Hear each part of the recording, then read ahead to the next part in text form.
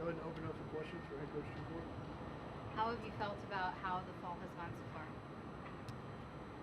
It's fine. It's a developmental period for the team, for the new kids, an adjustment period. I always like this time of year. I hope they do too. I think they do. But it's been good weather. We've been out every day. Been a little bit dinged up more than normal, but I think outside of that, I think it's been productive. Yeah, you mentioned being dinged up. Braden Holcomb, Chris Maldonado, what are their statuses? Yeah, we're just keeping them out right now. I think more give Braden a little bit of rest. He's been playing 2 straight years, summer baseball and during the course of the season. So just want to give him a little bit of a rest, and same thing with Maldonado. What do you look for? Obviously, you're traveling away this weekend. What do you look for to get out of that game and the whole trip as in general? Just information, I think. Just guys getting out there and playing and seeing what they can do against outside competition, see how they react to it, especially new guys. I mean, I think when you got older guys returning, it's one thing for them to play, and they will and could, but I'd rather see people that haven't played and see what they're capable of doing. So I think we'll certainly have an opportunity to do that. You got 14 innings this Friday, got 14 innings next Friday, so it's a good opportunity to get some at-bats and guys out on the mound and guys out on the field in the batter's box. How do you think that Austin Nye can take a step forward as a sophomore? Durability, just know how to pitch, experience. He did a nice job last year. I think it's just, for him, it's probably more consistency. It's just more consistency as an older pitcher and being able to pitch himself out of jams, groom his pitches a little bit more. I think just the natural progression that a sophomore would take in order to become a starter in this program. Do you guys plan to do like an internal scrimmage like you have in years past? I know you've got Murray State obviously coming up as well, but is there plans to do that? There's plans to do it. It's just a matter of what it looks like after we get done with Murray State. We'll assess that. I think we've got 2 really nice opportunities right here. I think the first one being Utah. So that's where my head is, and that's where the player's head is right now. So just kind of looking at that is what we're going to do then, and then after that we just assess the week on the Monday leading up to that week before we do anything. Tommy Gooden has looked like a standout in a lot of the scrimmages so far. What has he done this fall to kind of take a step forward from where he was last year? I think it was probably the summer had a lot to do with that. Playing all summer, getting there early to play, playing in an all-star game, playing in a home run derby. I think those situations, and I mentioned home run derby, what does that have to do with playing? Confidence. It's the ability to get out there and start whacking balls all over the field. I would say he's done a really good job strength-wise in the weight room from last January to right now. He's put on good weight. He's strong. He's certainly more confident, and he used the at-bats last spring against the pitchers on those Thursday workouts to his advantage. He was very competitive in those environments. He put up good numbers during those environments, those moments, and it's led to a good summer, and his summer has just led to a pretty good fall. He's been very consistent, really improved offensively. Ball sticks in his glove. But I think the offensive side of things, I think if you ask the players about him, they all would speak very positively about Tommy. How do you think that some of your freshman arms can contribute for y'all this season? We'll see. We'll get them out there this weekend. So I think they will. At what role, I don't know, but they're all very capable. Mm-hmm. They have good arms and good stuff, and I think there's a decent amount of maturity for 18, 19 years old.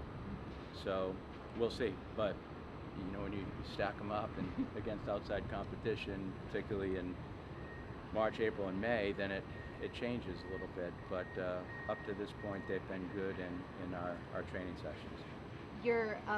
The Johnstone brothers obviously coming in as transfers. What do they bring to the lineup? Logan is the oldest. He's the graduate student. He certainly he gives you good at bat. He's very skilled. Knows the strike zone. Can hit the ball the other way.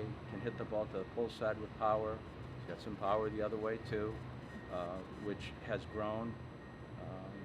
He's a good outfielder. He's fundamentally good in what he does, and it's nice to have that type of maturity on a ball team. Carter's different because he's a sophomore, but he's a skilled hitter. He's got great bat-to-ball skills. He can drive the baseball as well. He's more of a third baseman, first baseman type. Potentially could play some second base too, but he too gives you a pretty good at bat. I think the similarities between the two brothers is bat to ball, but they're both different styles of hitter. I would say Carter, it's tough to comp him. I mean, I think people remember Will Toffee. I think there's a Will Toffee comparison to some degree in terms of how they play defense and how they hit, but they're certainly two capable players. Are any of the pitchers who sat out the fall, do any of them have long-term injuries? No. Miller, no. No, none of them. So I think the only one's Cordova. Cordova had the surgery in the spring, so he's throwing again, which is good, but I think it would be a real push to get him back during the course of the season. Just looking at Brody Johnson as well, like what kind of jump can you expect for him to go from like a freshman to a sophomore jump, and how is he looking this fall? I just want him to get better. I want him to get better in every way, academically, on the baseball field, which he has. He has gotten better. I think the other thing about Brody is he's playing the shortstop position too, so you got him at shortstop and third. He's definitely a left side infielder. Plays with confidence, and he's got a good brain for the game too. He asks good questions in the classroom environment. In hitting sessions, he asks good questions. He's got an understanding of the game, and if he doesn't know it, he's going to ask, and he's unafraid. He's just, I would say, he plays older. He's got a older presence to him in terms of on the field and how he conducts himself when he's on the field. You've had Rustin Rigdon playing some center field lately. Mm-hmm. What do you think he provides at that position? He's just a baseball player. I don't really look at Rustin, and nor does he. It just like pigeonhole him in one spot. I want to see more of him at shortstop. I want to see what he can do there, because I think he can play that position. He stepped in, played really good second base for us towards the middle and end of last year. But center field, it's just seeing him out there and seeing who can play that position, because we don't really have that one person right now. Braden was out there and did a nice job, but I think it's very open right now. So wanted to see how he would do in that position. Played left-handed center field as a high school senior. He played left-handed center field for us last week when his right arm was a little bit dinged up, but he's throwing well again now. So you think about an ambidextrous kid on your team and a guy that can hit both ways. He's very unique, but he's a good baseball player, very savvy kid. How do you evaluate the catcher position behind Barcy? All growing. I like Whitcomb. He's shown improvement. Reynolds is a good freshman catcher. He's got a good release, catches the ball well.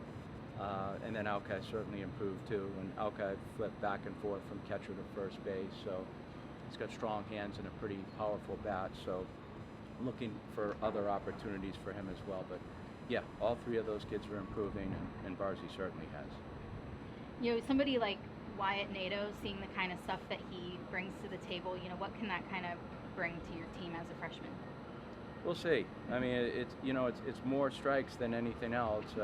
Wyatt is, although he comes from Maine, his dad was a college player and a coach, so he understands pitching inside of the home. So Wyatt kind of gets it naturally, but Wyatt's a lot bigger than his dad. He's a lot taller than his dad. His brother was a college basketball player up in Maine at Bates, and Wyatt is certainly very capable. He's got a good arm. He's got good stuff.